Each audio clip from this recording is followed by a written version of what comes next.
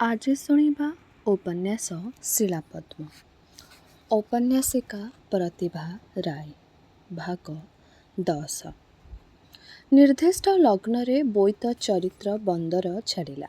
କେତୋଟି ପଥର ଶିଳ୍ପୀ ପରିବାର ନୃତ୍ୟଗୁରୁ ଶ୍ରୀଦତ୍ତଙ୍କ ସାନ ଭାଇ ସୁଦତ୍ତ ପରିବାର ସହ ବିଦାୟ ନେଇ ସମୁଦ୍ର ଯାତ୍ରା କଲେ। ସେମାନଙ୍କୁ ବିଦାୟ ଜଣାଇବା ପାଇଁ ନୃତ୍ୟଗୁରୁ ଶ୍ରୀଦତ୍ତ, କମଳ ମହାରଣା ଏବଂ ଆହୁରି ଅନେକ ଶିଳ୍ପୀ ଉପସ୍ଥିତ ଥିଲେ। ନୃତ୍ୟଗୁରୁ ସାନ ଭାଇ ତାଙ୍କର ଅବଗୁଣ୍ଠିତା ପତ୍ନୀ ଏବଂ କନ୍ୟା ନୃତ୍ୟଗୁରୁଙ୍କ ପାଦରେ ପ୍ରଣାମ ଜଣାଇ ବିଦେଶ ଯାତ୍ରା ପାଇଁ ବିଦାୟ ମାଗିଲେ। ତନୁପାତଳୀ ଅବଗୁଣ୍ଠିତା କିଶୋରୀଟିଏ ଯେତେବେଳେ ନୃତ୍ୟଗୁରୁଙ୍କର ପାଦ ଛୁଇଁ ପ୍ରଣାମ ଜଣାଇଲା, ସେତେବେଳେ ନୃତ୍ୟଗୁରୁ ତାଙ୍କର ବାଷ୍ପଚ୍ଛନ୍ନ ଚକ୍ଷୁର ଦୃଷ୍ଟିକୁ ଅନନ୍ତ ସମୁଦ୍ରର ନୀଳ ଜଳରାଶିରେ ସ୍ଥିର ରଖି ନିର୍ବିକାର ହୋଇ ଠିଆ ହୋଇଥିଲେ। ସତେବା ଦୁଇଟି ପଥରର ଆଖି ମଣିଷ ଦେହରେ କିଏ ଖଞ୍ଜି ଦେଇଛି। ପ୍ରଣାମ କରି ବିଦାୟ ମାଗୁଥିବା କିଶୋରୀର ଚକ୍ର ବକ୍ର ଦେହଟି କୋହର ଉଚ୍ଛ୍ୱାସରେ କ୍ଷଣେ ସ୍ପନ୍ଦିତ ହୋଇଗଲା। ପରକ୍ଷଣରେ ସେ ନିଜକୁ ଶାନ୍ତ କରିନେଲା। କମଳ ମହାରଣା ତାର ବନ୍ଧୁମାନଙ୍କୁ ଉଚ୍ଛ୍ୱସିତ ବିଦାୟ ସମ୍ବର୍ଦ୍ଧନା ଜଣାଉଥାଏ। ବାଲୁକା ବେଳାରେ ତାର ପଦଚିହ୍ନକୁ ଚାହିଁ ରହିଥାଏ ଅବଗୁଣ୍ଠିତା କିଶୋରୀ। ଆଜି ଆଉ ଅବଗୁଣ୍ଠନ ତୋଳି ସେ କମଳ ମହାରଣାକୁ ଶେଷଥର ପାଇଁ ଦେଖିପାରିବ ନାହିଁ। ବୋଇତ ଉଠିବା ଆଗରୁ କମଳ ମହାରଣାର ପଦଚିହ୍ନ ଯେଉଁଠି ନିଖୁଣ ହୋଇ ଆଙ୍କି ହୋଇଥିଲା, ସେଇଠୁ ମୁଠାଏ ବାଲି ଅଞ୍ଜଳି କରି ତୋଳିନେଲା ଅବଗୁଣ୍ଠିତା କିଶୋରୀ। ଅତି ଯତ୍ନରେ ପଣତରେ ସେତକ ବାନ୍ଧି ଆସ୍ତେ ଆସ୍ତେ ନୃତ୍ୟଗୁରୁଙ୍କୁ କହିଲା, ବାପା, ଏତିକି ମୋ ଜନ୍ମଭୂଇଁର ସନ୍ତାନ। କାନିରେ ବାନ୍ଧି ନେଉଛି। ତାର ସମ୍ମାନ ରକ୍ଷା ପାଇଁ ଦରକାର ହେଲେ ପ୍ରାଣ ଦେବି। ନୃତ୍ୟଗୁରୁ ଦୀର୍ଘଶ୍ୱାସ ତୋଳିଲେ। ଭାବିଲେ, ସତେ ତ ଜନ୍ମଭୂମିର ମୁଠାଏ ଧୂଳି ମଧ୍ୟ ଆଜି ତାଙ୍କର କନ୍ୟା ପାଇଁ ଅମୂଲ୍ୟ ରତ୍ନ ସଦୃଶ। ସେ ବାପା ଚାପା କଣ୍ଠରେ କହିଲେ, ତୁ କଳିଙ୍ଗ କନ୍ୟା। ତୋ ଜାତିର କଳା, ସଂସ୍କୃତି, ଐତିହ୍ୟର ତୁ ରକ୍ଷାକର୍ତ୍ତା। ସେଥିପାଇଁ ତୋର ଏ ତ୍ୟାଗପୂତ ନିର୍ବାସନ, ସେ କଥା ଭୁଲିବୁ ନାହିଁ। ପଣତରେ ବନ୍ଧା ହୋଇଥିବା ଧୂଳିକୁ ମୁଣ୍ଡରେ ଲଗାଇ କିଶୋରୀ ଧୀର କଣ୍ଠରେ କହିଲା, ଭୁଲିବି ନାହିଁ, କଥା ଦେଉଛି। ନିର୍ବାସିତା କଳିଙ୍ଗ କନ୍ୟାକୁ ନେଇ ବୋଇତ ଛାଡ଼ିଲା। ଦେଶ ପାଇଁ, ଜାତି ପାଇଁ ଜଣେ ପିତାର ନିଷ୍ଠୁର ତ୍ୟାଗ ଆଉ ନିଷ୍ପାପ କିଶୋରୀର ଦାରୁଣ ନିର୍ବାସନର କଥା କେହି ଜାଣିଲେ ନାହିଁ। ଇତିହାସରେ ସେ କଥା ଲିପିବଦ୍ଧ ହେଲା ନାହିଁ। ଏପରିକି କମଳ ମହାରଣା ଜାଣିଲା ନାହିଁ, ତାର କଳ୍ପନା, ତାର ପ୍ରେରଣା ଚିରଦିନ ପାଇଁ ଜନ୍ମମାଟିରୁ ବିଦାୟ ନେଇଗଲା ବୋଲି। ଅଦୃଶ୍ୟ ହୋଇଯାଉଥିବା ବୋଇତର ଅସ୍ପଷ୍ଟ ଧୂମାୟିତ ପାଲକୁ ନୃତ୍ୟଗୁରୁ ଚାହିଁ ସ୍ୱର୍ଗତୋକ୍ତି କରୁଥିଲେ। ସତୀ ସୀତାଙ୍କର ନିର୍ବାସନ ଦଣ୍ଡଠାରୁ ମୋ କନ୍ୟାର ନିର୍ବାସନର କାହାଣୀ ଆହୁରି ମର୍ମନ୍ତୁଦ। ହେ ମହୋଦଧି, ତୁ ସାକ୍ଷୀ ରହିଲୁ। ତୋରି ହାତରେ ସମର୍ପି ଦେଲି ମୋର ଶିଳ୍ପାକୁ, ମୋର ପ୍ରେରଣାକୁ, ଉତ୍ସକୁ। ସେଦିନ ମଧ୍ୟ କୋଣାର୍କ ନଗରୀରେ ଶିଳ୍ପୀମାନଙ୍କ ମନୋରଞ୍ଜନ ପାଇଁ ସୀତା ବନବାସ ଗୀତିନାଟ୍ୟ ପରିବେଷିତ ହେଉଥାଏ। ଯଥାସ୍ଥାନରେ ବସିଥାଏ କମଳ ମହାରଣା। ନୃତ୍ୟଗୁରୁଙ୍କ ବାମ ପାଖରେ ବସିଥାନ୍ତି କେତେଜଣ କିଶୋରୀ କନ୍ୟା। କମଳ ମହାରଣାର ଦୃଷ୍ଟି ବାରମ୍ବାର ଆକୁଳ ଅନ୍ୱେଷଣରେ ଇତସ୍ତତଃ ଘୂରି ବୁଲୁଥାଏ ମଣ୍ଡପ ଚାରିପଟେ। କାହିଁ ତାର କଳ୍ପନା, କାହିଁ ନୃତ୍ୟଗୁରୁଙ୍କର କନ୍ୟା, ଶିଳ୍ପାର ପ୍ରାଣ। ସୀତା ବନବାସର କରୁଣ ଅଭିନୟରେ ସମସ୍ତେ ଅଭିଭୂତ ହୋଇପଡ଼ିଥାନ୍ତି। ସ୍ତ୍ରୀ ଲୋକମାନେ ଅର୍ଦ୍ଧ ମୁକୁଳିତ ଓଢ଼ଣା ତଳେ ଅଶ୍ରୁ ଢାଳୁଥାନ୍ତି। ତାଙ୍କ ସଙ୍ଗେ ନୃତ୍ୟଗୁରୁଙ୍କ ଆଖିରେ ମଧ୍ୟ ଛରଛର ଅଶ୍ରୁ। ସ୍ନେହଳ ଦ୍ୱୀପରେ କଳିଙ୍ଗ କନ୍ୟା ତାର ମାଆକୁ ଖୋଜୁଥିବ, ତାର ମାଟିକୁ ଝୁରୁଥିବ। ମା ଗଙ୍ଗେଶ୍ୱରୀ ସମୁଦ୍ର କାନ୍ତର ଟପି ସେଠି ବି କ'ଣ ଅଭାଗିନୀ ମାତୃହରା ଝିଅକୁ ବୋଧ ଦେବା ପାଇଁ ତ ଦର୍ଶନ ଦେଉଥିବେ। କମଳ ମହାରଣା ଅତିର ଦୃଷ୍ଟି ଏବେ ସ୍ଥିର, ଅଚଞ୍ଚଳ। ତାର ଅଶାନ୍ତ ହୃଦୟ ଏବେ ଶାନ୍ତ ଶୀତଳ। ସେଇ ତ ନାରୀ ଜନ୍ମର ସାର୍ଥକତା। ବାଲ୍ମୀକି ଆଶ୍ରମରେ ସତୀ ସୀତା ଆଶ୍ରୟ ନେଇଛନ୍ତି। ସେ ସନ୍ତାନବତୀ। ଅଳ୍ପ କେତେଦିନ ପରେ ସେ ମାତୃତ୍ୱର ମହିମାରେ ଗୌରବାନ୍ୱିତ ହେବେ। କମଳ ମହାରଣାର କଳ୍ପନା, ଗୁରୁକନ୍ୟା ଯଦି ଆଜି ସ୍ୱାମୀ ଗୃହରେ ଥାଇ ନିଜକୁ ନିର୍ବାସିତ ମନେ କରୁଥାଏ, ତେବେ କାଲି ସେ ମାତୃତ୍ୱର ମହିମାରେ ଜୀବନର ସାର୍ଥକତା ଉପଲବ୍ଧି କରିବ। କମଳ ମହାରଣାର ହୃଦୟ ତା ପାଇଁ ଅଶାନ୍ତ କାହିଁକି, ଅସ୍ଥିର କାହିଁକି? କୋଣାର୍କ ଶେଷ ପ୍ରାୟ। ବରଂ ବଧୂ ଚନ୍ଦ୍ରଭାଗାକୁ କଳ୍ପନାରେ ପ୍ରତ୍ୟକ୍ଷ କରି ସେ ଜୀବନର ଅନେକ ଅପୂର୍ଣ୍ଣତା ଭିତରେ କୋଣାର୍କ ମନ୍ଦିରରେ ସମ୍ପୂର୍ଣ୍ଣତାର ସ୍ପର୍ଶ ଦେବ।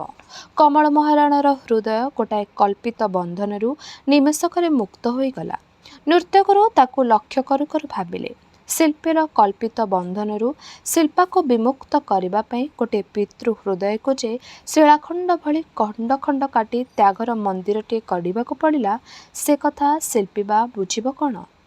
ବଙ୍ଗୋପସାଗରର ନୀଳ ଜଳରାଶିରେ ଦୋହଲି ଦୋହଲି ଦକ୍ଷିଣକୁ ଭାସି ଭାସି ଚାଲିଛି କଳିଙ୍ଗ କନ୍ୟା। ଶିଳ୍ପୀର ଦୃଷ୍ଟି ସମ୍ମୁଖରେ ଗୋଟାଏ କୁହୁଡ଼ିର ପରଦା ଭାସି ବୁଲୁଛି। ଅସ୍ପଷ୍ଟ ଜଳକଣାରେ ସେ ପରଦା ଆକାଶର ମେଘକୁ ଆହୁରି ଅସ୍ପଷ୍ଟ କରିଦେଇଛି। ବାହାରେ ଯେ ଏତେ ବର୍ଷା ଆଉ ବତାସ, ସେ କଥା ଶିଳ୍ପା ଜାଣିବ କେମିତି?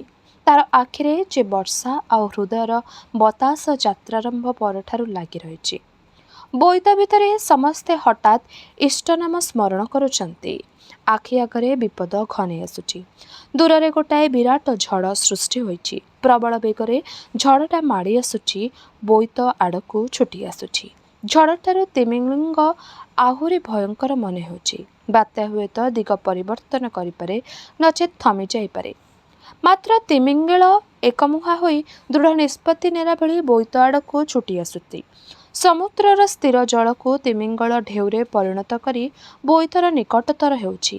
କେତୋଟି ମୁହୂର୍ତ୍ତ ପରେ ତିମିଙ୍ଗଳର ଗର୍ଭରେ ବୋଇତଟି ପଶିଯାଇ ସମାଧି ଲଭିବ। ତା ସହ ସମାଧି ଲଭିବେ କଳିଙ୍ଗର କେତୋଟି ଶିଳ୍ପୀ ପରିବାର, କଳିଙ୍ଗର କଳା, ସଂସ୍କୃତି, ଐତିହ୍ୟର ମେରୁଦଣ୍ଡ, ମୂର୍ତ୍ତିକଳାର ଶିଳ୍ପୀ, ନୃତ୍ୟଶିଳ୍ପୀ, ସଙ୍ଗୀତ ଏବଂ ବାଦ୍ୟଯନ୍ତ୍ର ଶିଳ୍ପୀ, ବଣିକ ଏବଂ କଳିଙ୍ଗର ଅଜସ୍ର କାରୁଶିଳ୍ପୀ। ବୋଇତ ଭିତରେ ଆସନ୍ନ ମୃତ୍ୟୁର ଆତଙ୍କରେ ସମସ୍ତେ ମ୍ରିୟମାଣ, କେବଳ ଜଣକୁ ଛାଡ଼ି। ସେ ନିର୍ବିକାର। ମୃତ୍ୟୁଠାରୁ ବଳି ଦୁଃଖକୁ ସେ ଜୟ କରି ଆସିଛି। ମୃତ୍ୟୁଦଣ୍ଡ ସେ ଦୁଃଖ ଆଗରେ କେଡ଼େ ତୁଚ୍ଛ। ସମସ୍ତେ ଚିନ୍ତା କରୁଛନ୍ତି, ତିମିଙ୍ଗଳଠାରୁ ବୋଇତଟି ରକ୍ଷା ପାଇବ କିପରି? କେହି ଜଣେ କହିଲା, ଉପାୟ ଅଛି, ମାତ୍ର କରିବ କିଏ? କ'ଣ ଉପାୟ? ସମସ୍ତେ ସମସ୍ୱରରେ ଚିତ୍କାର କରି ଉଠିଲେ। ଆଉ ଅଳ୍ପ କ୍ଷଣ ପରେ ଏସବୁ ଆଲୋଡ଼ନ ଶାନ୍ତ ହୋଇଯିବ, ସବୁ ଶେଷ ହୋଇଯିବ। ତା ପୂର୍ବରୁ ବଞ୍ଚିବାର ଶେଷ ଚେଷ୍ଟା କରିବା ପାଇଁ କିଏ ପଛଘୁଞ୍ଚା ଦେବ? ଉପାୟ ଅତି ନିଷ୍ଠୁର, ଅତ୍ୟନ୍ତ କଷ୍ଟକର। ଜଣେ ନିଷ୍ପାପ କିଶୋରୀକୁ ଯଦି ତିମିଙ୍ଗଳ ସମ୍ମୁଖକୁ ଫିଙ୍ଗି ଦିଆଯାଏ, ତେବେ ସେତିକିରେ ତିମିଙ୍ଗଳ ତ ଶାନ୍ତ ହୋଇଯିବ, ସମୁଦ୍ର ଝଡ଼ ମଧ୍ୟ ଶାନ୍ତ ହୋଇଯିବ। କଥାରେ ସତ୍ୟାସତ୍ୟ ପରୀକ୍ଷା କରିବାର ଅବସର ରହେ। ସମସ୍ତେ ଏକ ପ୍ରାଣରେ ଭାବୁଥିଲେ, ଏକ ସଙ୍ଗେ ମରିବା ଅପେକ୍ଷା ଜଣଙ୍କର ମୃତ୍ୟୁ ଶ୍ରେୟସ୍କର। କିନ୍ତୁ କିଏ ସେ କିଶୋରୀ? ଏ ଭିତରେ ମା'ମାନେ ନିଜ ନିଜର କିଶୋରୀ କନ୍ୟାଙ୍କୁ ବ୍ୟାକୁଳ ଆଲିଙ୍ଗନରେ ବାନ୍ଧି ପକାଇଲେଣି। ସାମାନ୍ୟ ଦୃଢ଼ ପ୍ରତିଜ୍ଞ, ନା, ମରିବି ପଛକେ ମୋ ଝିଅକୁ ଛାଡ଼ିବି ନାହିଁ। ସମସ୍ତଙ୍କ ସଙ୍ଗେ ଝିଅ ମରୁ, କିନ୍ତୁ ଝିଅ ମରି ସମସ୍ତେ ବଞ୍ଚି ରହିବା ବରଦାସ୍ତ କରିବେନି। ନିଜେ ଆଉ ନିଜର ଝିଅମାନଙ୍କୁ କୁଣ୍ଢେଇ ବିକଳ ବାହୁନାରେ ଫାଟି ପଡ଼ିଲେ ମା'ମାନେ। ନିରାଶ୍ରୟ କୋମଳ ଚାରାଗଛଟିଏ ଭଳି ଏକା ହୋଇ ବସିଥାଏ ଶିଳ୍ପା।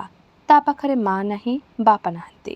ତାକୁ କୋଳରେ ଜାକି ମୃତ୍ୟୁକୁ ହସି ହସି ଆହ୍ୱାନ କରିବା ଭଳି ନିଜର ମଣିଷ କେହି ନାହାନ୍ତି ଏ ବୋଇତରେ। ସମସ୍ତଙ୍କର ଦୃଷ୍ଟି ତାରି ଉପରେ ସ୍ଥିର। ସେ ଦୃଷ୍ଟି କାତର, ଅସହାୟ, ଅନୁନୟ ଭରା। ଆଜି ଏ ଆସନ୍ନ ମୃତ୍ୟୁର ଅସହାୟ ମୁହୂର୍ତ୍ତରେ ଏମାନଙ୍କର ସହାୟ ହୋଇପାରେ ଏକମାତ୍ର ଜଣେ, ସେ ଶିଳ୍ପା। ଶିଳ୍ପାର ସମସ୍ତ ଅସହାୟତା ଦୂର ହୋଇଗଲା। ସେ ନିର୍ଭୟ, ନିଃଶଙ୍କ, ଦୃଢ଼ ପ୍ରତିଜ୍ଞା ହୋଇ ସମୁଦ୍ର ଲହଡ଼ି ଭିତରେ ଛୁଟି ଆସୁଥିବା ଭୟଙ୍କର ତିମିଙ୍ଗଳକୁ ଚାହିଁଲା। ଆଉ ମୁହୂର୍ତ୍ତଟିଏ, ତାପରେ ସବୁ ଶେଷ ହୋଇଯିବ। ଶିଳ୍ପା ଆହୁରି ନିର୍ଭୟ ହୋଇ ଠିଆ ହେଲା। ପିତୃ ପ୍ରତିମ ଦାଦା ସୁଦତ୍ତଙ୍କର ଦୁଇଟି ପ୍ରସାରିତ ବାହୁ କିଶୋରୀ ଶିଳ୍ପାକୁ ନିର୍ଭୟ ଆଶ୍ରୟ ଭିତରକୁ ଆହ୍ୱାନ କରୁଥିଲା। ଶିଳ୍ପା ମା ଗଙ୍ଗେଶ୍ୱରୀକୁ ସ୍ମରଣ କରି ଆଖି ବୁଜିଦେଲା। ନିମେଷକରେ ଦୁଇଟି ପ୍ରସାରିତ ଉତ୍ତାଳ ବାହୁ ତାକୁ ଆକୁଳ ଆଲିଙ୍ଗନରେ ନିଶ୍ଚିହ୍ନ କରିଦେଲା।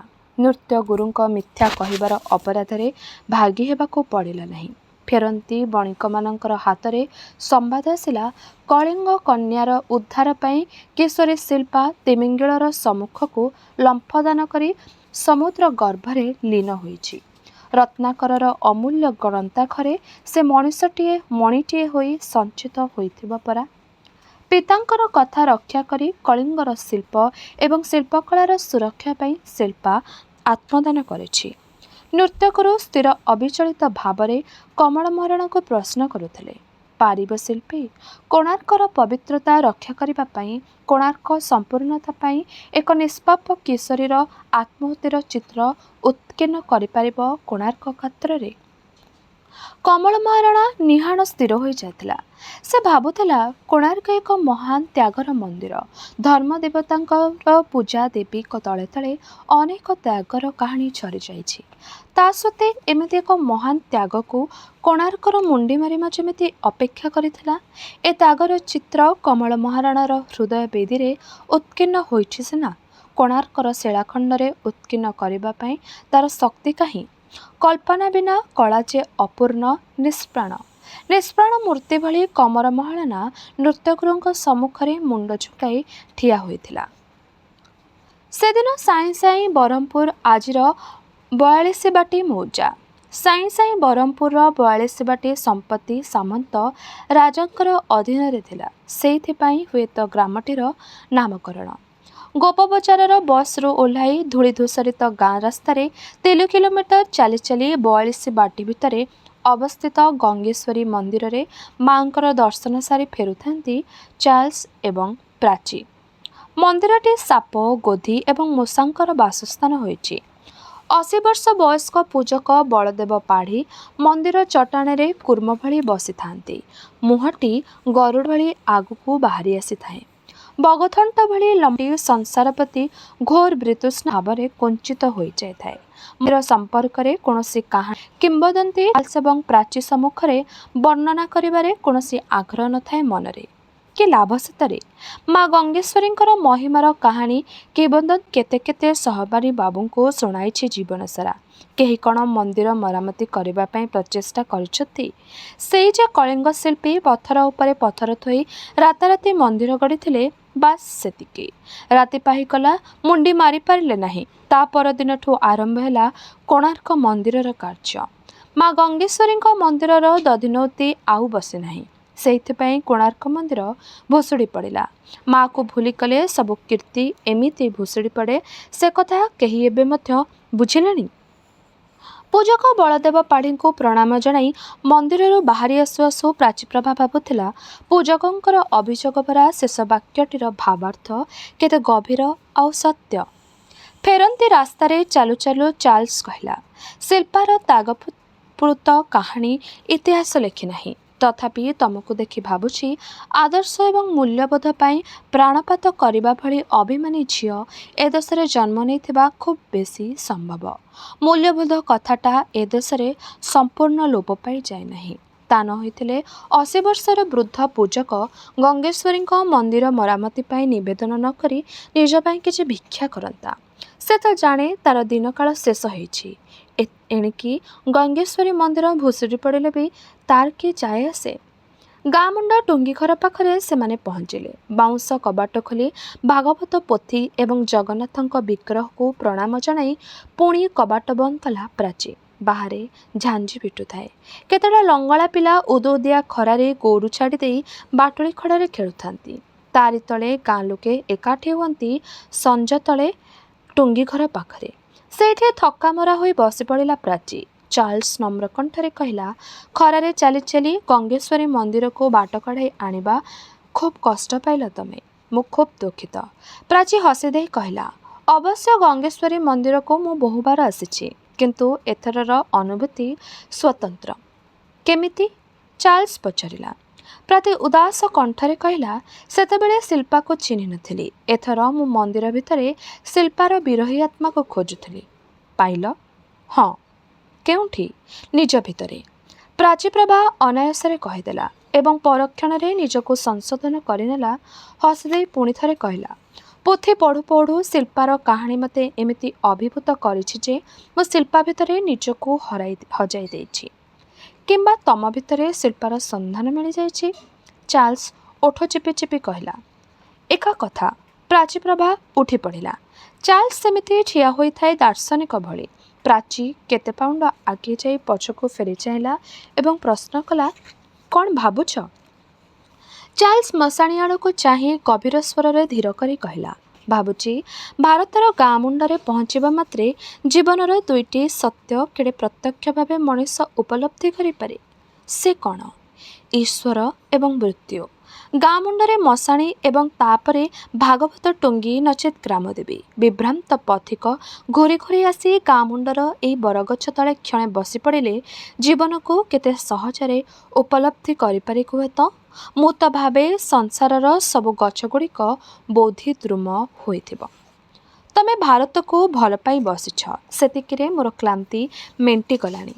ଅଥଚ ଆସ ଚାର୍ଲସ, ସନ୍ଧ୍ୟା ପୂର୍ବରୁ ବସ୍ ଧରିବାକୁ ହେବ। ପ୍ରାଚୀ ଚଞ୍ଚଳା ବାଳକଟିଏ ଭଳି ହାଡ଼ ଉପରେ ଡେଇଁ ଡେଇଁ ଚାଲିବାକୁ ଆରମ୍ଭ କଲା। ପଛେ ପଛେ ଚାର୍ଲସ।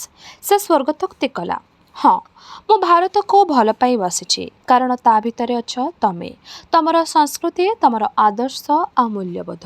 ପ୍ରାଚୀ ଧୀରେ ଧୀରେ ନୃତ୍ୟମୟୀ ସ୍ରୋତସ୍ୱିନୀଟିଏ ଭଳି ବହିଯାଉଥାଏ ଆଗକୁ ଆଗକୁ। ତାର ମୃଦୁ ମଧୁର ସ୍ରୋତରେ ଚାର୍ଲସ ଭାସି ଯାଉଥାଏ ଅକଳ୍ପନୀୟ ଆନନ୍ଦର ସ୍ୱପ୍ନାଲୋକକୁ। ସେଦିନର ପୋଥିପଢ଼ା ଆରମ୍ଭ କରିବା ପୂର୍ବରୁ ଚାର୍ଲସ କହିଲା, ମୁଁ ଚନ୍ଦ୍ରଭାଗାକୁ ଖୋଜି ଖୋଜି ରାତିସାରା ଘୁରୁଛି।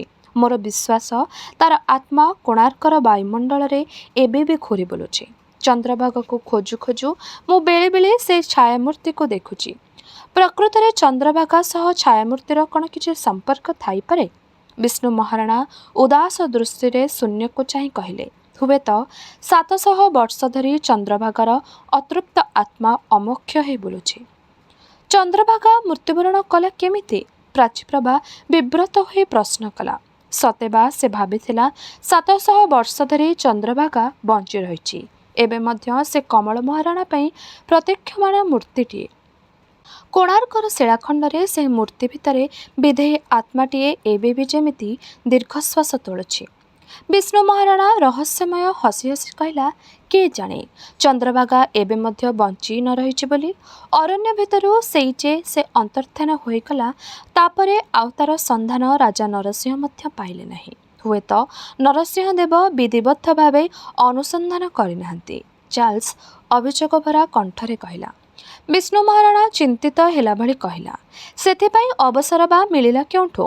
ଚନ୍ଦ୍ରଭାଗା ଅନ୍ତର୍ଦ୍ଧାନ ପରଠାରୁ ମହାରାଜା ଯେତେବେଳେ ଅନ୍ଧାରେ ବିଜେ କରିଛନ୍ତି, ଅନ୍ଧାରେ ଅନ୍ଧାରେ ଜନପଦ ଗିରିବନ କାନ୍ତାରେ ଖୋଜିଛନ୍ତି ସେହି ଅଭାଗିନୀ କିଶୋରୀକୁ। ଅଧିକ ଅନୁସନ୍ଧାନ ପାଇଁ ସ୍ୱତନ୍ତ୍ର ଦୂତ ଦଣ୍ଡବାସ ନିଯୁକ୍ତି ଦେଲେ। ଖୋଜିବା ଶେଷ ହେଇନି, ମହାରାଜା ପୁଣି ଥରେ ରଣକ୍ଷେତ୍ରରେ ଝାମ୍ପ ଦେଲେ। ସେନାପତି ରାମଗୋବିନ୍ଦ, ମନ୍ତ୍ରୀ ଶିବ ସାମନ୍ତରାୟ, ସୁରୁ ସେନାପତି ପରାମର୍ଶ ଦେଲେ, କିଛିଦିନ ବିଶ୍ରାମ କରନ୍ତୁ ମହାରାଜ, ଆରାମ କରନ୍ତୁ। ଉତ୍ତର ସୀମାରେ ଶତ୍ରୁ ଶଙ୍କିତ ହୋଇ ରହିଛି। ଆଉ ଯୁଦ୍ଧର ପ୍ରୟୋଜନ କ'ଣ? ନରସିଂହ ଦେବ ଉତ୍ତର ଦେଇଥିଲେ, ଉତ୍କଳୀୟ ପାଇକ ଯୁଦ୍ଧପ୍ରିୟ ନୁହେଁ, କିନ୍ତୁ ଯୁଦ୍ଧକୁ ସେ ଭୟ କରେନା। ଆକ୍ରମଣର ପ୍ରତି ଆକ୍ରମଣ କରି ସେ ନିଶ୍ଚିତ ମନରେ ନିତେରା ଯାଏନା। ନିଜେ ଆକ୍ରମଣକ ହୋଇ ଶତ୍ରୁସେନାକୁ ନିଜର ଶକ୍ତି, ସାହସ ଏବଂ ଯୁଦ୍ଧକୌଶଳ ସେ ଦେଖାଇବାକୁ ଚାହେଁ। ତେବେ ଯାଇ ମୁସଲମାନ ଶାସକ ବଙ୍ଗର ନବାବ ୟୁଜ୍ ବେଗ ଏବଂ ତାଙ୍କର ସେନାବାହିନୀ ଉତ୍କଳୀୟ ଜାତିର ଅସଲ ଶକ୍ତି କଳିପାରିବେ। ନରସିଂହଙ୍କ ରାଜତ୍ୱର ଦ୍ୱାଦଶ ଅଙ୍କ।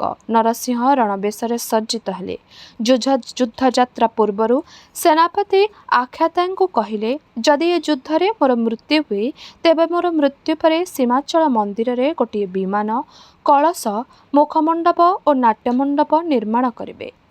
ଯୁଦ୍ଧଯାତ୍ରାର ଶୁଭ ଅନୁକୂଳ ଲଗ୍ନରେ ମହାରାଜାଙ୍କର ଏଭଳି ଆଦେଶକୁ ସମସ୍ତଙ୍କୁ ମର୍ମାହତ କରିଥିଲା।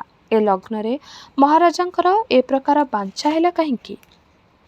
ମହାରାଣୀ ସୀତାଦେବୀ ଇଷ୍ଟଦେବୀ ମା ଗଙ୍ଗେଶ୍ୱରୀଙ୍କୁ ସ୍ମରଣ କରି ସ୍ୱାମୀଙ୍କୁ ବିଜୟର ଟୀକା ପିନ୍ଧାଇ ବିଦାୟ ଜଣାଇଲେ।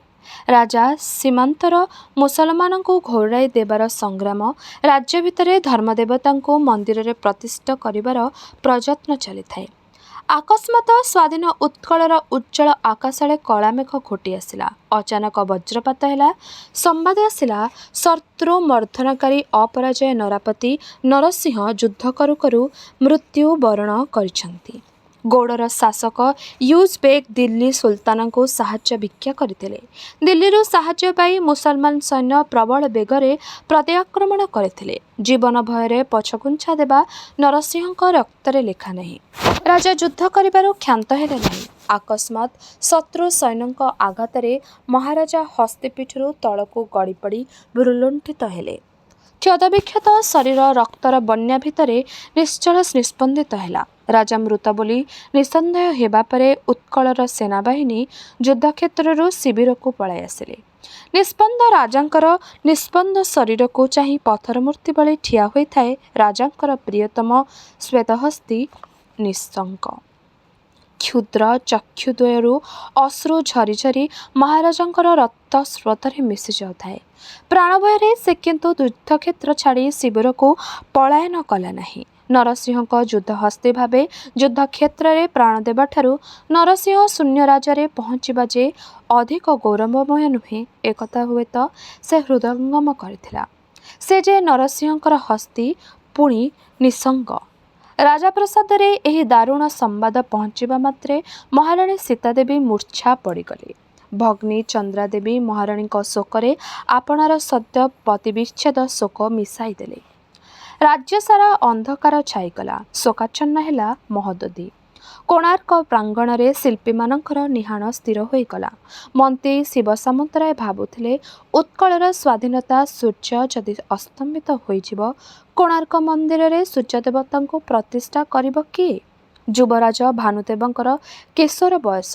ସେ କ'ଣ ମୁସଲମାନ ସୈନ୍ୟଙ୍କ ଉପଯୁକ୍ତ ମୁକାବିଲା କରିପାରିବେ? ବିଶୁ ମହାରଣା ଚିନ୍ତା କରୁଥିଲେ, କୋଣାର୍କ ମନ୍ଦିର କ'ଣ ଅପୂର୍ଣ୍ଣ ହୋଇ ରହିଯିବ? ସୂର୍ଯ୍ୟ ଦେବତାଙ୍କର ପୂଜା ସେଠି କ'ଣ ହେବ ନାହିଁ? ଉତ୍କଳ ଯଦି ମୁସଲମାନ ଶାସକ ୟୁଜବେକ୍ର କବଳିତ ହେବ, କୋଣାର୍କ ସୂର୍ଯ୍ୟ ମନ୍ଦିର ସମ୍ପୂର୍ଣ୍ଣ ହେବା ତ ଦୂରର କଥା, ଅଚିରେ ଧୂଳିସାତ୍ ହେବ କୋଣାର୍କର କାରୁକାର୍ଯ୍ୟ ଭରା ପ୍ରତିଟି ଶିଳାଖଣ୍ଡ। କିନ୍ତୁ କମଳ ମହାରଣାର ନିହାଣ କ୍ଷଣେ ସ୍ଥିର ହୋଇ ପରକ୍ଷଣରେ ଶିଳାପଦ୍ମ ଫୁଟାଇ ଦେଉଥାଏ। ଶିଳାପଦ୍ମର ଶ୍ରଦ୍ଧାଞ୍ଜଳି ସେ ଢାଳି ଦେଉଥାଏ ସେ ସ୍ୱର୍ଗତ ଅମର ଆତ୍ମାଙ୍କ ଉଦ୍ଦେଶ୍ୟରେ। ସେ ଭାବୁଥାଏ, ମହାରାଜା ଦେଶ ପାଇଁ ସଂଗ୍ରାମ କରୁ କରୁ ପ୍ରାଣ ଦେଇଛନ୍ତି।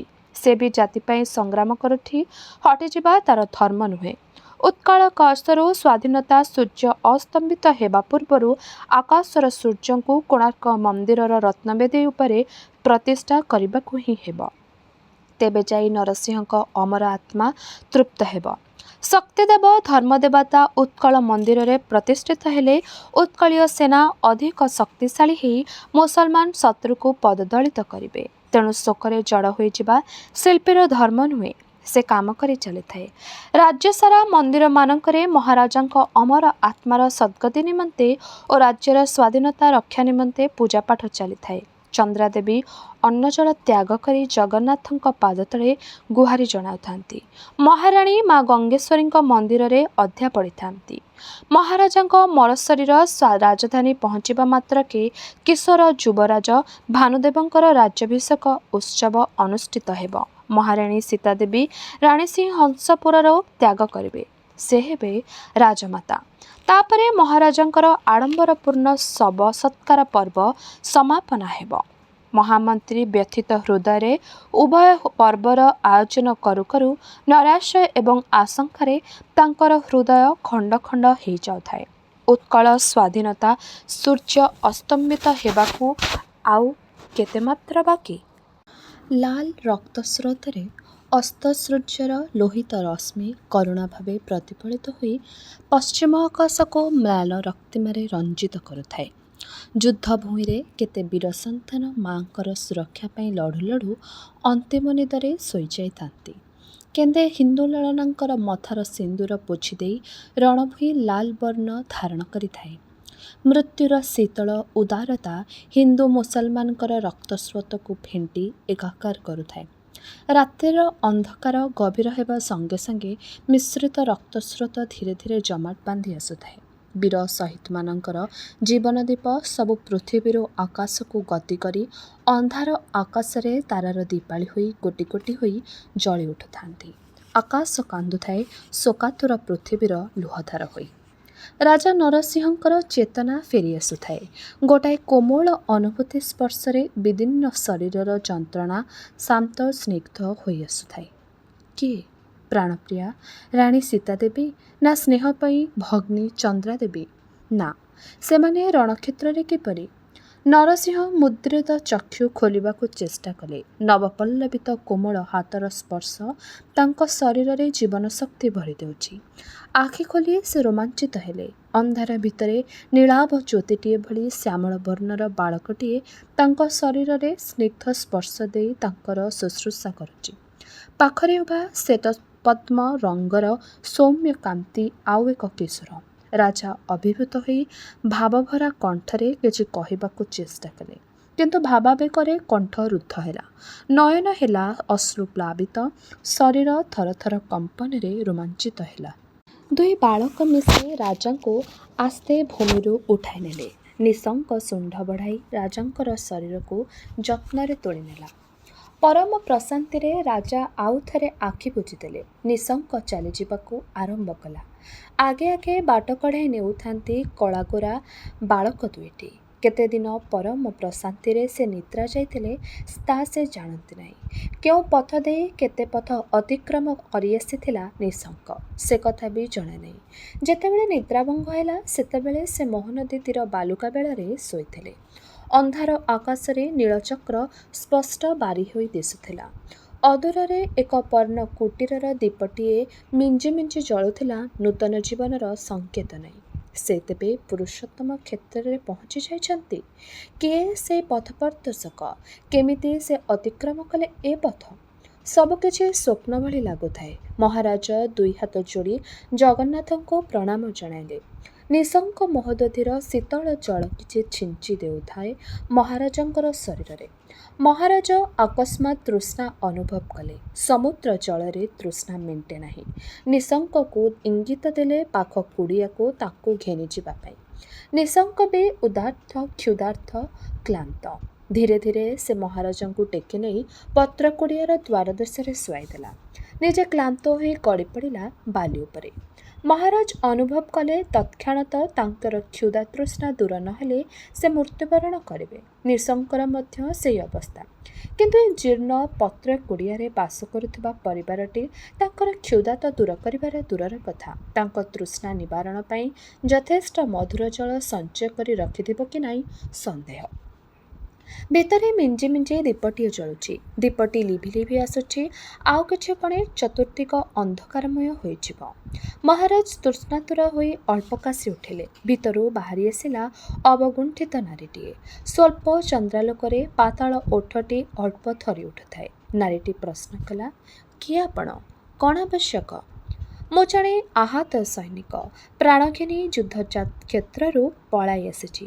କ୍ଷୁଧା ତୃଷ୍ଣାରେ ମୁଁ ଅବଶ ହୋଇପଡ଼ିଛି। ମୋର ହସ୍ତୀଟି ମଧ୍ୟ କ୍ଷୁଧାରେ ଆତୁର ହୋଇ ଭୂଇଁରେ ପଡ଼ି ରହିଛି। କିଛି ଖାଦ୍ୟ ବ୍ୟବସ୍ଥା ଯଦି କରିପାରନ୍ତେ। ମହାରାଜାଙ୍କର କଥା ଶେଷ ନ ହେଉଣୁ ନାରୀଟି ଦୁଇ ପାଦ ପଛକୁ ଘୁଞ୍ଚିଗଲା। ବାଷ୍ପରୁଦ୍ଧ କଣ୍ଠରେ କହିଲା, ମହାରାଜ ଯୁଦ୍ଧ କରୁ କରୁ ପ୍ରାଣ ବିସର୍ଜନ କରିଛନ୍ତି। ଆପଣ ଉତ୍କଳର ପାଇକ ସେନା ହୋଇ କ୍ଷୁଦ୍ର ଯୁଦ୍ଧକ୍ଷେତ୍ରରୁ ପଳାଇ ଆସିଛନ୍ତି। ଉଦାର ହୃଦୟ ମହାରାଜ ବଞ୍ଚିଥିଲେ ଆପଣଙ୍କୁ କ୍ଷମା କରିଥାନ୍ତେ କି ନାହିଁ ଜଣା ନାହିଁ, କିନ୍ତୁ ମୁଁ ଆପଣଙ୍କୁ କ୍ଷମା କରିପାରିବି ନାହିଁ। ଆହା, ମହାରାଜାଙ୍କ ଅକାଳ ମୃତ୍ୟୁରେ ଏ ଦେଶର କି ଦୁର୍ଦ୍ଦିନ ଉପସ୍ଥିତ ହେଲା। ନାରୀଟି ଦୀର୍ଘଶ୍ୱାସ ତୋଳିଲା। ମହାରାଜା ସେହି ମୁହୂର୍ତ୍ତରେ କାମନା କରୁଥିଲେ ଏ ନାରୀଟିଏ ମହାରାଜଙ୍କ ମୃତ୍ୟୁ ପାଇଁ ଗଭୀର ସମବେଦନା ଲାଭ କରିବା ଲୋଭରେ ବରଂ ଯୁଦ୍ଧକ୍ଷେତ୍ରରେ ମୃତ୍ୟୁଶ୍ରେୟ ହୋଇଥାନ୍ତା। ପ୍ରକାଶ୍ୟରେ ସେ କହିଲେ, ଦେବୀ, ମୁଁ ଯୁଦ୍ଧ କରୁ କରୁ ଆହତ ହେବାରୁ ଭୂଲୁଣ୍ଠିତ ହୋଇ ମୂର୍ଚ୍ଛା ଯାଇଥିଲି। ଜାଣି ଜାଣି ଯୁଦ୍ଧକ୍ଷେତ୍ରରୁ ମୁଁ ପଳାଇ ଆସିନାହିଁ। ଜଗନ୍ନାଥ ମୋତେ ଏଠାକୁ ପହଞ୍ଚାଇ ଦେଇଛନ୍ତି। ମହାରାଜାଙ୍କ ହସ୍ତୀ ନିଶଙ୍କ ମୋତେ ତାଙ୍କର ନିର୍ଦ୍ଦେଶରେ ଶ୍ରୀକ୍ଷେତ୍ର ଧାମକୁ ବୋହି ଆଣି ଏଠାରେ ପହଞ୍ଚାଇଛି। ଜାଣେନା ୟା ପଛରେ ଜଗନ୍ନାଥଙ୍କର କି ମହତ୍ ଉଦ୍ଦେଶ୍ୟ ଅଛି। ତେବେ ମୁଁ କଥା ଦେଉଛି, ଆଜି ଆପଣ ମୋର ପ୍ରାଣ ରକ୍ଷା କଲେ, କାଲି ପ୍ରଭାତରୁ ମୁଁ ପୁନର୍ବାର ଯୁଦ୍ଧକ୍ଷେତ୍ରକୁ ଯାତ୍ରା କରିବି। ମହାରାଜାଙ୍କର ମୃତ୍ୟୁରେ ଉଲ୍ଲସିତ ହୋଇ ନିର୍ବୋଧ ମୁସଲମାନ ସୈନ୍ୟମାନେ ଭୋଜି ଉତ୍ସବରେ ମାତିଥିବେ, ମଦ୍ୟପାନ କରି ନୃତ୍ୟଗୀତରେ ବୁଡ଼ି ରହିଥିବେ। ତାଙ୍କୁ ପରାଜିତ କରିବା ପାଇଁ ଏବେ ମୋ ଭିତରେ ଶକ୍ତି ସଞ୍ଚାର ହୋଇଛି। ଆଜି ରାତିର ଆହାର ବ୍ୟବସ୍ଥା କଲେ ଜଗନ୍ନାଥଙ୍କର ଉଦ୍ଦେଶ୍ୟ ପୂର୍ଣ୍ଣ ହେବ। ନାରୀଟି ଦୁଃଖଭରା କଣ୍ଠରେ କହିଲା, କ୍ଷମା କରିବେ ମହାଶୟ, ନ ଜାଣି ଆପଣଙ୍କୁ କଟୁ କଥା ମୁଁ କହିଛି। ଆପଣ ଯିଏ ବି ହୁଅନ୍ତୁ ମୋର ଅତିଥି। ମହାରାଜଙ୍କ ହସ୍ତି ଯେ ମୋ ପତ୍ର କୁଡ଼ିଆରେ ପାଦ ଧୂଳି ଦେଇଛି, ସେ ମୋର ପରମ ସୌଭାଗ୍ୟ।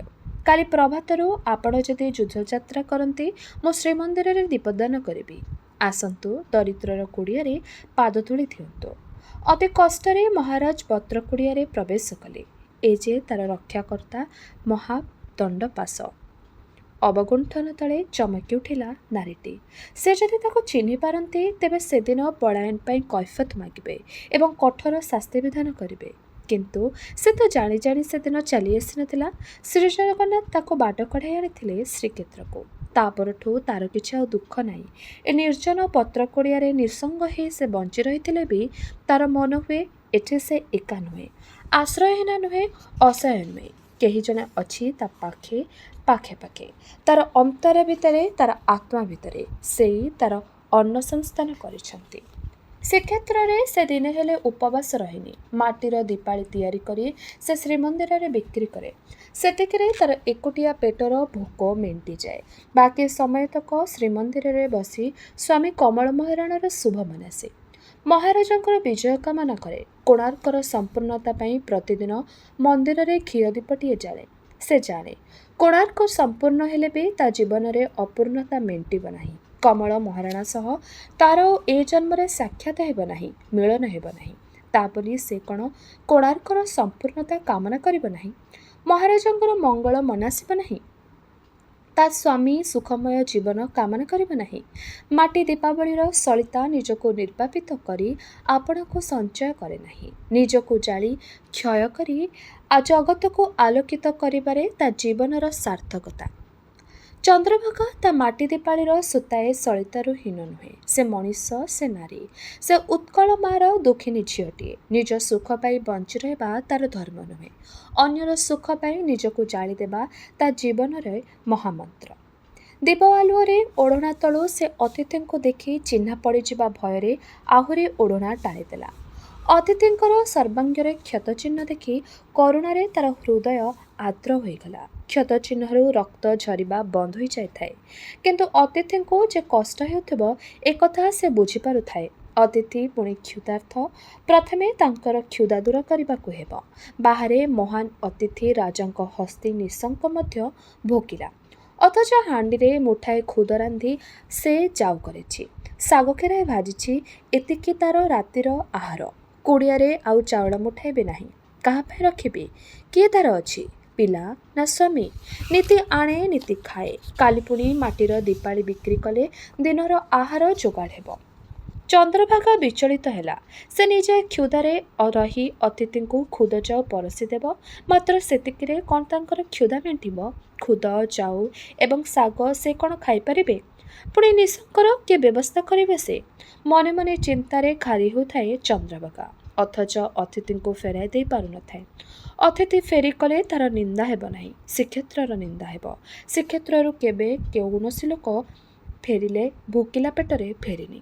ଚନ୍ଦ୍ରଭାଗା ମନେ ମନେ ଜଗନ୍ନାଥଙ୍କ ପାଖରେ ଅଭିଯୋଗ ଥାଏ, ପ୍ରଭୁ, ଏ କି ପରୀକ୍ଷା ଅଭାଗିନୀ ଚନ୍ଦ୍ରଭାଗାର? ସବୁ ତ ତମରି ଇଚ୍ଛା। ତମେ ଜାଣି ଜାଣି ନ ଜାଣି ତ କିଛି ହୁଏ ନାହିଁ। ଶ୍ରୀକ୍ଷେତ୍ରରେ ରାଜଉଆସ ଅଛି, କେତେ ଧନୀପ୍ରସାଦ ଅଛି, କେତେ ମଠ, ଧର୍ମଶାଳା, ଆଶ୍ରମ ଅଛି, ପୁଣି ଶ୍ରୀମନ୍ଦିର ଅଛି। ତମେ ଜଣେ ବୀର ଯୁବକଙ୍କୁ ରାଜାଙ୍କ ହସ୍ତି ସହ ଯୁଦ୍ଧକ୍ଷେତ୍ରରୁ ଚନ୍ଦ୍ରଭାଗାର ପତ୍ର କୁଡ଼ିଆକୁ ବାଟ ବଢ଼ାଇ ଆଣିଲ କାହିଁକି? ଶ୍ରୀକ୍ଷେତ୍ରରେ ମୁଠାଏ ମାଟିକୁ ଜୀବିକା କରି ଯେ ବଞ୍ଚିଛନ୍ତି, ତାର ନିନ୍ଦା ଅପମାନ କ'ଣ? ଏ ବିପଦରୁ ତମେ ଉଦ୍ଧାର କରିବ ପ୍ରଭୁ। ଯିଏ ଭୋକିଲା ହେଇ ଶ୍ରୀକ୍ଷେତ୍ରରେ ପହଞ୍ଚିଛି, ସେ ତମର ଅତିଥି। ମୁଁ ବା କିଏ? ମୋର ଚାରା କ'ଣ ଅଛି ତମ ବିନା? ଚନ୍ଦ୍ରଭାଗା ମାଟି ପାତ୍ରରେ ଯାଉତକ ଢାଳି ଅତିଥିଙ୍କୁ ବାଢ଼ିଦେବ ବୋଲି ମନରେ ଦୃଢ଼ କଲା। ଏ ପତ୍ର କୁଡ଼ିଆ ଯାହାର ଆଶ୍ରୟସ୍ଥଳ, ସେ ଆଉ କ'ଣ ବା ଖାଆନ୍ତା ଯେ ଏଥିରେ ତାର ଲଜ୍ଜା ହେବ? ଚୁଲି ପାଖକୁ ଯାଇ ଚନ୍ଦ୍ରଭାଗା ସ୍ତମ୍ଭୀଭୂତ ହୋଇଗଲା। ଆବେଗର ଆତିଶଯ୍ୟରେ ସେ ବିମୂଢ଼ ହୋଇଗଲା କ୍ଷଣକ ପାଇଁ। ତା ସାମ୍ନାରେ ଥୁଆ ହୋଇଥିଲା କେତୋଟି ମହାପ୍ରସାଦ କୁଡ଼ୁଆ। ସେଥିରେ ଭର୍ତ୍ତି କାନିକା, ଡାଲି, ବେସର, ଖଟା, କ୍ଷୀରି। ମାଟି ପାତ୍ରରେ ପ୍ରସାଦ ବାଢ଼ୁ ବାଢ଼ୁ ତା ଆଖିର ଆନନ୍ଦାଶ୍ରୁ ଝରଝର ଝରି ପଡ଼ିଲା। ପ୍ରସାଦ ଉପରେ। ସେ ଭାବିଲା ପ୍ରଭୁଙ୍କର ତାଠାରେ ଏତେ କରୁଣା। ଶ୍ରୀମନ୍ଦିରରେ ବସି ସାରା ସଂସାରର ହାରିଗୁହାରି ସେ ଶୁଣନ୍ତି। ସେ ଅଭାଗିନୀ ଚନ୍ଦ୍ରଭାଗାର କାତର ମିନତିକୁ କର୍ଣ୍ଣ ଡେରିଥାନ୍ତି ବୋଲି ସେ ତ କେବେ ସ୍ୱପ୍ନରେ ଭାବିନଥିଲା। ଏ ସଂସାରରେ ସେ କେବେ ହୀନ ନୁହେଁ, ହେୟ ନୁହେଁ, ନିହାତି ଅଲୋଡ଼ା ନୁହେଁ। ଚନ୍ଦ୍ରଭାଗା ଭାବିଲା ତାର ବଞ୍ଚି ରହିବା ନିରର୍ଥକ ନୁହେଁ।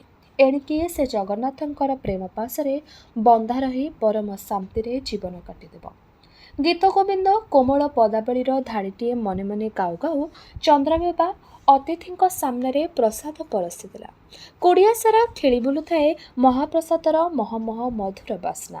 ମହାରାଜା ଆଶ୍ଚର୍ଯ୍ୟ ହେଇଯାଇ ପ୍ରଶ୍ନ କଲେ, ଗରମ ଗରମ ମହାପ୍ରସାଦ ଏତେବେଳେ ଏଠାକୁ କିଏ ପଠାଇଲା?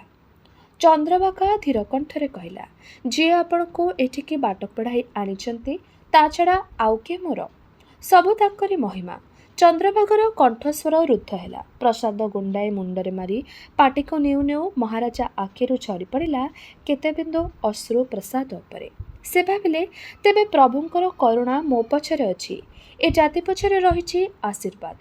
ତା ନହେଲେ ମୋ କ୍ଷୁଧା ନିବାରଣ କରି ମୋତେ ବଞ୍ଚାଇ ରଖିବା ପ୍ରଭୁଙ୍କର ଏ ଫିକର କାହିଁକି? ପ୍ରସାଦ ପାଉ ପାଉ ମହାରାଜାଙ୍କ ଶରୀରରେ କ୍ଷତଚିହ୍ନ ମନ୍ତ୍ର କଲା ଭଳି ଲିଭିଗଲା। ମିଞ୍ଜି ମିଞ୍ଜି ଦୀପ ଆଲୁଅରେ ତାଙ୍କର ଶରୀରର ଦିବ୍ୟ କାନ୍ତି ଝଟକି ଉଠିଲା। ମୁଗ୍ଧ ନେତ୍ରରେ ତାଙ୍କୁ ଲକ୍ଷ୍ୟ କରି ଚନ୍ଦ୍ରଭାଗା ଭାବିଲା, ଏ ଯୁବକ ନିଶ୍ଚୟ ଜଗନ୍ନାଥଙ୍କର ବରପୁତ୍ର। ପ୍ରଭୁଙ୍କ ଆଶୀର୍ବାଦ ତାଙ୍କୁ ନିଶ୍ଚୟ ଜୟଯୁକ୍ତ କରିବ। ମହାରାଜାଙ୍କ ଅକାଳ ମୃତ୍ୟୁ ଶୋକରେ ଓଡ଼ିଆ ଜାତି କ୍ଷଣକ ପାଇଁ ଭାଙ୍ଗି ପଡ଼ିଥିଲେ ବି ତାର ବିଜୟ ସୁନିଶ୍ଚିତ। ଏ ଯୁବକ ଓଡ଼ିଆ ଜାତିର ରକ୍ଷାକର୍ତ୍ତା ହେବେ, ଏଥିରେ ସନ୍ଦେହ ନାହିଁ। ତାଙ୍କୁ ଅତିଥି ରୂପେ ପାଇ ତାର ଜୀବନ ଧନ୍ୟ ହୋଇଛି। ମହାରାଜା ପ୍ରସାଦ ସେବନ କରିବା ପରେ ଚନ୍ଦ୍ରଭାଗା ଅନ୍ୟ ବ୍ୟଞ୍ଜନରେ କୁଡ଼ୁଆ ସବୁ ବାହି ନେଇ ଅସ୍ତିନିଶିଙ୍କ ପାଖରେ ଥୋଇଦେଲା। ଆଦରପୂର୍ଣ୍ଣ ଗଳାରେ କହିଲା, ଏତିକି ଛଡ଼ା ମୋ ପାଖରେ ଆଉ କିଛି ନାହିଁ। ମୋ ବିଶ୍ୱାସ ଏଥିରେ ତମର କ୍ଷୁଧା ଦୂର ହେବ। ମହାପ୍ରସାଦର ଅନ୍ନ କଣାଏ ବି ଆତ୍ମାକୁ ପୂର୍ଣ୍ଣ କରିଦିଏ। ନିଶଙ୍କ ସବୁ ବୁଝିଲା ଭଳି ଶୁଣ୍ଡ ବଢ଼ାଇ ପ୍ରସାଦ କୁଡ଼ୁଆ ଭାଙ୍ଗି ପ୍ରସାଦ ସବୁ ଆନନ୍ଦରେ ଭକ୍ଷଣ କଲା ଏବଂ ପ୍ରସାଦ ପାଇସାରି ଶୁଣ୍ଡ ବଢ଼ାଇ ଚନ୍ଦ୍ରଭାଗାର ସମସ୍ତ ଶରୀରକୁ କୋମଳ ଭାବରେ ସ୍ପର୍ଶ କରି କରି କୃତଜ୍ଞତା ଜଣାଇଲା। ଚନ୍ଦ୍ରଭାଗା ଶରୀର ରୋମାଞ୍ଚିତ ହେଲା ମହାରାଜାଙ୍କ ପ୍ରିୟ ହସ୍ତିର ଆଦର ଆହ୍ଲାଦରେ। ତାର ଚକ୍ଷୁ ଅଶ୍ରୁପୂର୍ଣ୍ଣ ହେଲା। ସେ ଗଦଗଦ ସ୍ୱରରେ କହିଲା, ନିଶଙ୍କ, ଯଦି ମୋର ଆୟୁଷ ନେଇ ମହାରାଜାଙ୍କର ମର ଶରୀର ଜିଇ ଉଠନ୍ତା ଆଉ ମୁଁ ମୃତ୍ୟୁବରଣ କରନ୍ତି, ତେବେ କେତେ ସୁଖୀ ମୁଁ ନ ହୁଅନ୍ତି। ମହାରାଜାଙ୍କୁ ଦେଖିବାର ସୁଯୋଗ ହୋଇନାହିଁ ସିନା, ତାଙ୍କର ମହାନୁଭବତାର ପରିଚୟ ମୁଁ ପାଇଛି। କିଏ କହେ ତାଙ୍କର ମୃତ୍ୟୁ ହୋଇଛି? କୋଣାର୍କ ନିର୍ମାତା ଭାବରେ ରାଜା ନରସିଂହ ଅମର ହୋଇଯାଇଛନ୍ତି। ଆଜି ମହାରାଜାଙ୍କ ହସ୍ତିର ସାମାନ୍ୟ ସେବା କରି ଅଭାଗିନୀର ଜୀବନ ଧନ୍ୟ ହୋଇଛି। ନିଶଙ୍କ ଶୁଣ୍ଡ ହଲାଇ ଚନ୍ଦ୍ରଭାଗାର କଥାରେ ସମ୍ମତି ଜଣାଉଥାଏ। ନିଜର ପ୍ରିୟ ହସ୍ତି ସହ ସରଳା ତରୁଣୀର ଅନ୍ତରଙ୍ଗ ଆଳାପ ଶୁଣୁ ଶୁଣୁ ମହାରାଜା ରୋମାଞ୍ଚିତ ହେଉଥାନ୍ତି। ନିଜ ପାଇଁ କଣିକାଏ ପ୍ରସାଦ ରଖିବା ପାଇଁ ଚନ୍ଦ୍ରଭାଗା ଭୁଲି ଯାଇଥିଲେ ବି ତାର କ୍ଷୁଧା ଦୂର ହୋଇଯାଉଥାଏ। ହୃଦୟ, ମନ, ଅନ୍ତରାତ୍ମା ଏକ ଅପୂର୍ବ ଅବର୍ଣ୍ଣନୀୟ ପରିତୃପ୍ତିରେ ଭରି ଉଠିଥାଏ। ରାତ୍ରିର ନିର୍ଜନତା ଏବଂ ସମୁଦ୍ରର ଗୁରୁଗର୍ଜନ ଭିତରେ ସେ ନିଜ ହୃଦୟରେ ବାଜି ଉଠୁଥିବା ଏକ ସମ୍ପୂର୍ଣ୍ଣ ନୂତନ ଜୀବନ ସଙ୍ଗୀତର ସ୍ୱର ଶୁଣୁଥାଏ। ଶୋକ, ସନ୍ତାପ, ହାହାକାର ତାର ଅନ୍ତରରୁ ଶୂନ୍ୟ ହୋଇଯାଇଥାଏ। ମହାରାଜା କୃତଜ୍ଞଭରା ସ୍ୱରରେ କହିଲେ, ଦେବୀ, ଏଥର ଆପଣ କୁଡ଼ିଆରେ ବିଶ୍ରାମ କରନ୍ତୁ। ମଧ୍ୟରାତ୍ରି ଅତିକ୍ରାନ୍ତ ହେବା ମାତ୍ରେ ମୁଁ ଯୁଦ୍ଧକ୍ଷେତ୍ର ଅଭିମୁଖେ ବାହାରିବି। ଏବେ ମୁଁ ସମ୍ପୂର୍ଣ୍ଣ ସୁସ୍ଥ। ଜଗନ୍ନାଥ ଆପଣଙ୍କର ମଙ୍ଗଳ କରନ୍ତୁ। ଚନ୍ଦ୍ରଭାଗା ସ୍ଥିର ହୋଇ ସେମିତି ଠିଆ ହୋଇ ରହିଲା। ନିସ୍ପନ୍ଦ କଣ୍ଠରେ କହିଲା, କାଲି ପ୍ରଭାତରୁ ମହାରାଜାଙ୍କର ମର ଶରୀରର ରାଜଧାନୀ କଟକରେ ପହଞ୍ଚିଯିବ ବୋଲି ସମସ୍ତେ ଆଶା କରୁଛନ୍ତି।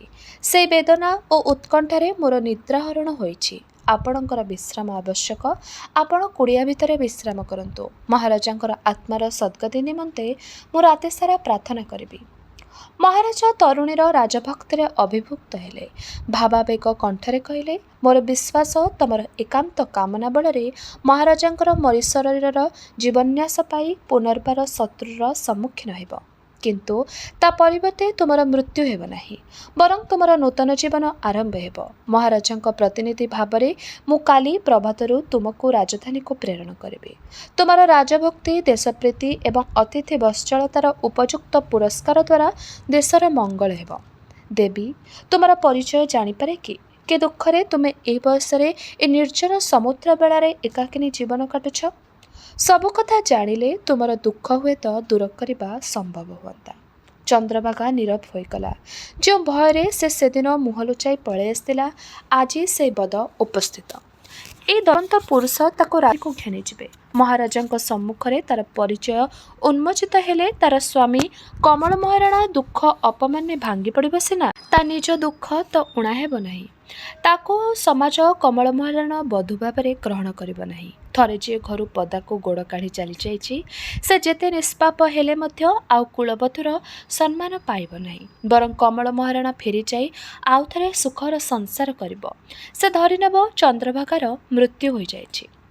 ଚନ୍ଦ୍ରଭାଗାର ନୀରବତା ମହାରାଜାଙ୍କୁ ବ୍ୟଥିତ କଲା। ବିଷଣ୍ଣ କଣ୍ଠରେ ସେ କହିଲେ, ଜାଣେ ମୋ ଉପରେ ଭରସା ହେଉନାହିଁ।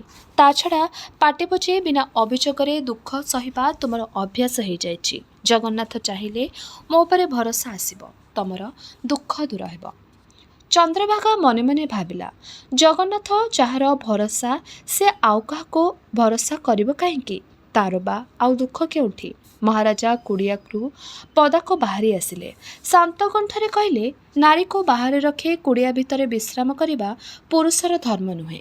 ଦେବୀ, ଭିତରେ ପ୍ରବେଶ ହୁଅନ୍ତୁ। ଏହି ସମୁଦ୍ର ବାଲିରେ ଖୋଲା ଆକାଶ ତଳେ ମୁଁ ନିର୍ଭୟରେ ନିଦ୍ରା ଯିବି।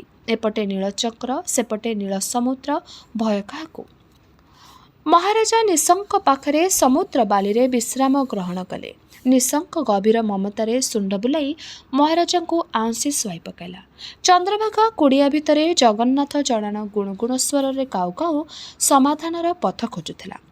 ମହୋଦଧିର ଗୁରୁଗମ୍ଭୀର ଗର୍ଜନ ଏବଂ ଆକାଶର କେତେ ବିନ୍ଦୁ ବର୍ଷା ଜଳ ମହାରାଜାଙ୍କୁ ଗଭୀର ନିଦ୍ରାରୁ ଉଠାଇଦେଲା।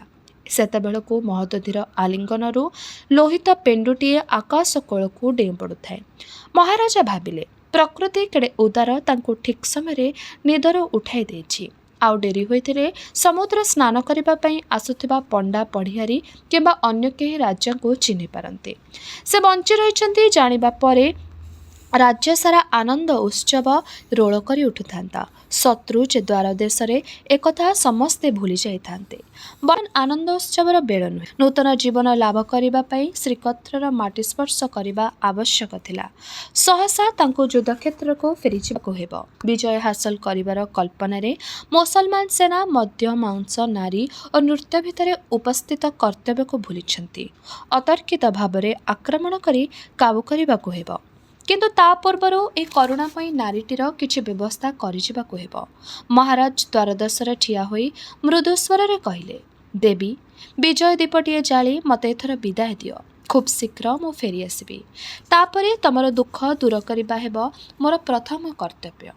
ପତ୍ରକୁଡ଼ିଆ ଦ୍ୱାର ମେଲା।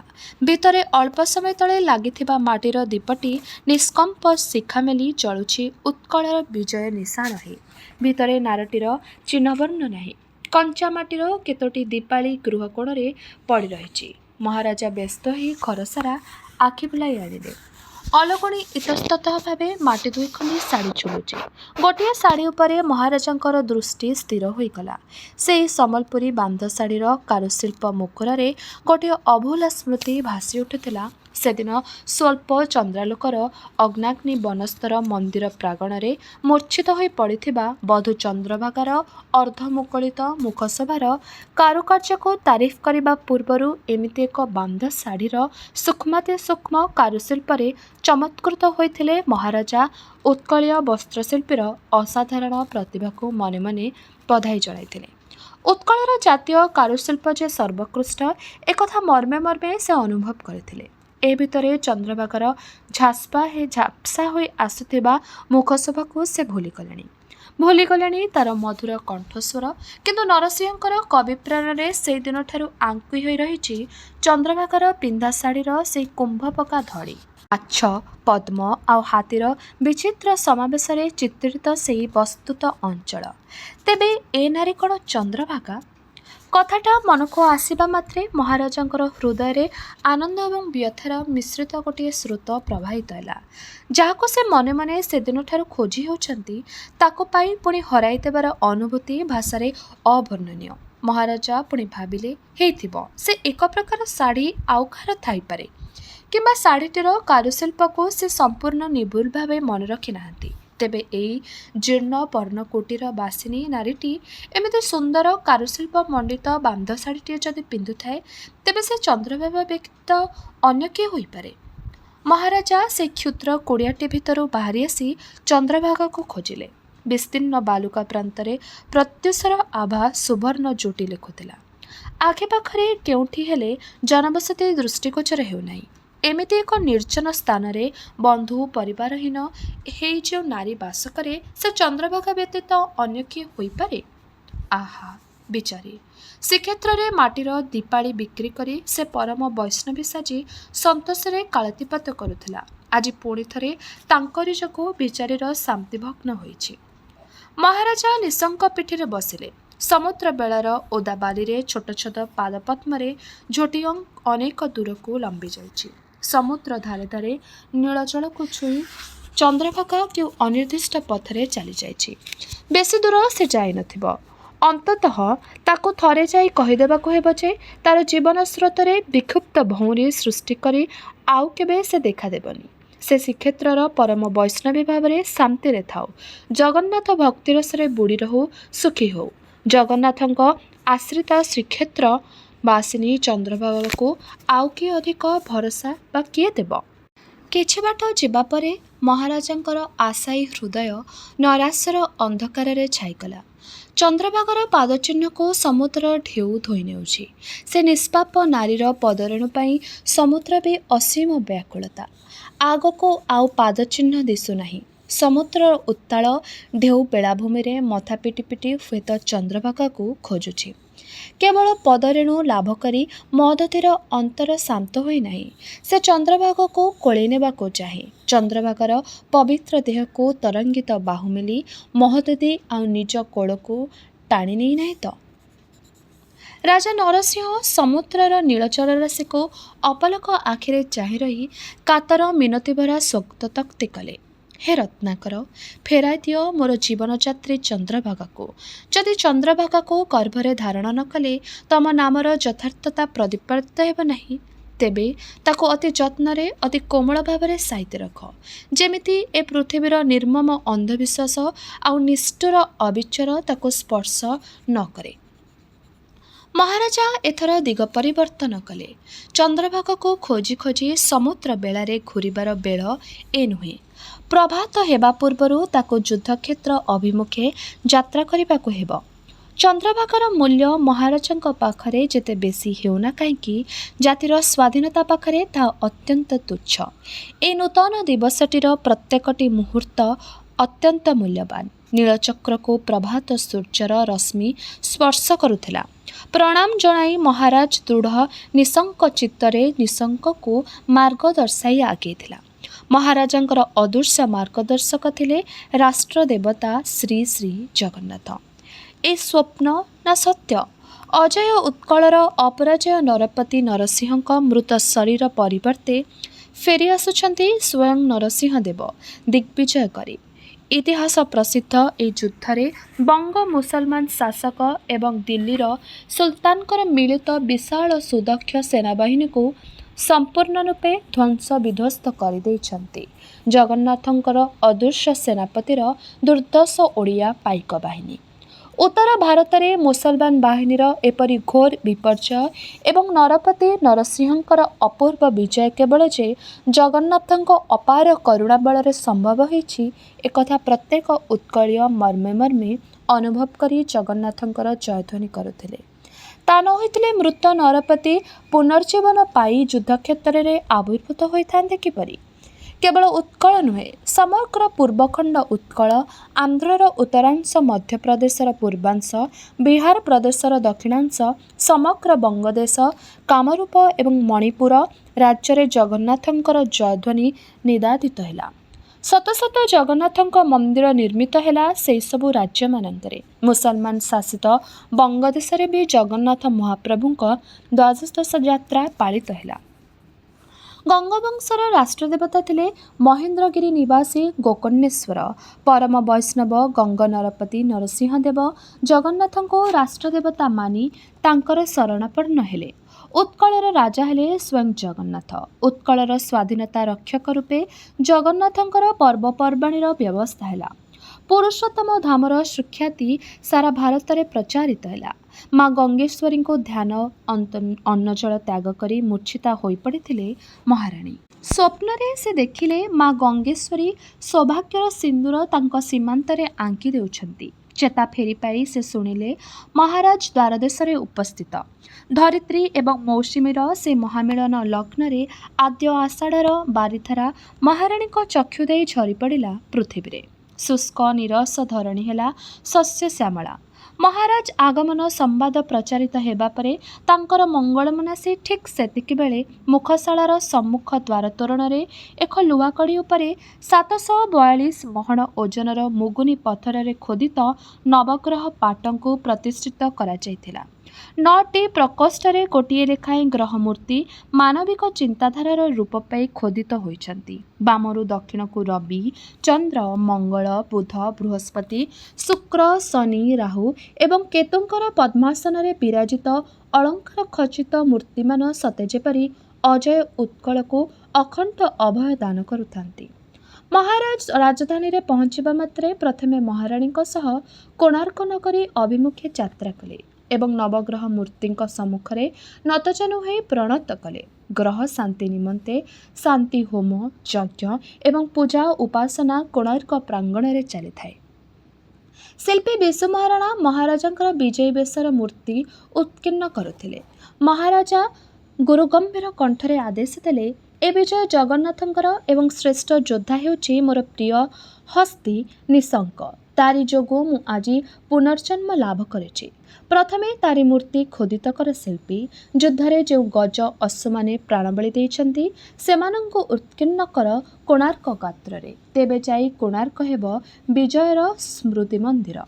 ଧନ୍ୟ ସେଇ ନରପତି ଯେ ପଶୁର ମହନୀୟତାକୁ ମଧ୍ୟ ସମ୍ମାନ ଦିଏ। ବିଶୁ ମହାରଣା ଯୁଦ୍ଧହସ୍ତ୍ରୀ ନିଶଙ୍କର ମୂର୍ତ୍ତି ଖୋଦିତ କରିବା ପାଇଁ ଶିଳ୍ପୀମାନଙ୍କୁ ନିର୍ଦ୍ଦେଶ ଦେଲେ। ମୁଖଶାଳାର ଉତ୍ତର ଦ୍ୱାର ପାହାଚର ଦୁଇ ପାର୍ଶ୍ୱରେ ନିଶଙ୍କର ଅନୁରୂପ 2ଟି ପ୍ରକାଣ୍ଡ ଯୁଦ୍ଧହସ୍ତୀ ସ୍ଥାପିତ ହେଲେ। ଯୁଦ୍ଧ ସରଞ୍ଜାମ ସଜ୍ଜିତ ହସ୍ତୀର ପେଟ ତଳ ଦେଇ ଯେଉଁ ଶିକୁଳି ଖୋଦିତ ହୋଇଥାଏ ତାହା ବାସ୍ତବ ଲୁହା ଶିକୁଳିର ଭ୍ରମ ଆଣୁଥାଏ। ହସ୍ତୀ ତାର ଥୋଡ଼ ସାହାଯ୍ୟରେ ଶତ୍ରୁପକ୍ଷର ସୈନ୍ୟଙ୍କୁ ଚାପି ଧରିଥାଏ। ହସ୍ତୀର ଗୋଡ଼ ତଳେ ଆଉ କେତେଜଣ ଶତ୍ରୁ ସୈନ୍ୟ ଚାପି ହୋଇ ଯାଇଥାନ୍ତି। ମହାରାଜ ନିଶଙ୍କର ପ୍ରତିମୂର୍ତ୍ତିକୁ ଚାହିଁ ମୁଗ୍ଧ ହୋଇଗଲେ। ଶିଳ୍ପୀକୁ ଧନ୍ୟବାଦ ଜଣାଇ କହିଲେ, ନିଶଙ୍କ ଯୁଦ୍ଧ କ୍ଷେତ୍ରରେ ଠିକ୍ ଏମିତି ବୀରତ୍ୱ ପ୍ରଦର୍ଶନ କରିଥାଏ। କିନ୍ତୁ ଶିଳ୍ପୀ, ଦୟାକରି ନିଶଙ୍କର ଲୌହ ଶିକୁଳି ଖୋଲିଦିଅ। ସେ କୌଣସି ଦିନ ଅବିଶ୍ୱସ୍ତ ବା ସ୍ୱେଚ୍ଛାଚାରୀ ହୁଏ ନାହିଁ। ବରଂ ଯୁଦ୍ଧକ୍ଷେତ୍ରରେ ସେ ମୋର ପରମ ବିଶ୍ୱସ୍ତ ବନ୍ଧୁଟିଏ। ତାର ଲୌହ ଶିକୁଳି ମୋତେ କଷ୍ଟ ଦେଉଛି। ଶିଳ୍ପୀ ନତଜାନୁ ହୋଇ କହିଲେ, ମହାରାଜ, ମୋର ଦୋଷ କ୍ଷମା ହେଉ। ହସ୍ତୀ ସହ ପ୍ରସ୍ତରର ଶିକୁଳି ଏକତ୍ର ଖୋଦିତ ହୋଇଛି, ତାକୁ କାଢ଼ି ଆଣି ହେବ ନାହିଁ। ତାହେଲେ ନିଶଙ୍କ କ୍ଷତବିକ୍ଷତ ହେବ, ବିକୃତ ହେବ। ଲୌହ ଶିକୁଳିକୁ ବିସ୍ମିତ ନେତ୍ରରେ ଚାହିଁ ମହାରାଜ ମର୍ମରି ଉଠିଲେ। ଧନ୍ୟ ଶିଳ୍ପୀ, ଧନ୍ୟ ତମର କଳା ନୈପୁଣ୍ୟ। ଏ ନିଖୁଣ ଲୌହ ଶିକୁଳିଟି ହଟାଇ ଦେଲେ ନିଶଙ୍କ ଆଦୌ ଆହତ ନ ହୋଇପାରେ, କିନ୍ତୁ ମୁଁ କ୍ଷତାକ୍ତ ହେବି। ଭାସ୍କର୍ଯ୍ୟର ଉତ୍କର୍ଷତାରେ ଏ ନିଖୁଣ ଲୌହ ଶିକୁଳି ମୋର ବି କାମ୍ୟ। ଦକ୍ଷିଣ ଦ୍ୱାର ସମ୍ମୁଖ ପାହାଚର ଶେଷ ଭାଗରେ ଯୁଦ୍ଧ ଅଶ୍ୱ ଖୋଦିତ ହେଲେ ଏବଂ ଅଶ୍ୱ ଓ ହସ୍ତୀ ଖୋଦିତ କରିଥିବା ଶିଳ୍ପୀକୁ ରାଜା ଶାଢ଼ୀ ପ୍ରଦାନ କଲେ। କୋଣାର୍କ ଧୀରେ ଧୀରେ ସମ୍ପୂର୍ଣ୍ଣ ହୋଇ ଆସୁଥାଏ। ଜୀବନର ଅପୂର୍ଣ୍ଣତା ଆଡ଼କୁ ଧୀରେ ଧୀରେ ଆଗେଇ ଯାଉଥାଏ କମଳ ମହାରଣା। ରାଜା ନରସିଂହ ଚନ୍ଦ୍ରଭାଗା ପାଇଁ ଯେତିକି ନୁହେଁ ସେତିକି ଚିନ୍ତିତ ହୋଇପଡ଼ିଥାନ୍ତି ଦେଶଭକ୍ତ ଶିଳ୍ପୀ କମଳ ମହାରଣା ପାଇଁ। ବାରମ୍ବାର ମହାରଣାର ଏ ସାଧନା ପାଇଁ ସେ କି ପୁରସ୍କାର ତାକୁ ଦେଇଛନ୍ତି। ବାରମ୍ବାର ଚନ୍ଦ୍ରଭାଗା ତାଙ୍କର ହାତଛଡ଼ା ହେଇଯାଇଛି। ଅଜୟ ନରପତି ଚନ୍ଦ୍ରଭାଗା ପାଖରେ ବାରମ୍ବାର ପରାଜିତ ହେବାର ଯନ୍ତ୍ରଣା ଯେ କେତେ ଜ୍ୱାଳାମୟ ତା ତାଙ୍କ ଛଡ଼ା ଆଉ କିଏ ଜାଣେ। ତେବେ ଏହିଠାରେ ଶେଷ ହେଲା ଔପନ୍ୟାସିକା ପ୍ରତିଭା ରାୟଙ୍କର ଉପନ୍ୟାସ ଶିଳାପଦ୍ମର ଏହି ଭାଗଟି। ଆଗାମୀ ଅଧ୍ୟାୟରେ ଏହି ଉପନ୍ୟାସଟିର ଅନ୍ୟ ଭାଗଗୁଡ଼ିକୁ ଆମେ ଶୁଣିବା। ରହିଲି, ନମସ୍କାର।